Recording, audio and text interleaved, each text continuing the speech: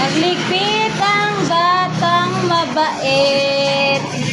Ayan ang sipag naman. Ang sipag naman ng mga anak ko. Grabe, oh. Galing, ah. Maghugas ba yan? Ha?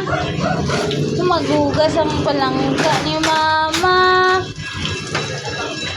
Banlawan mo muna. Yan, banlaw. Hinaan mo yung tubig.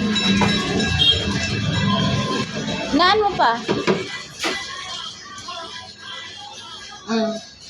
Banlawan mo na lahat bago sabon.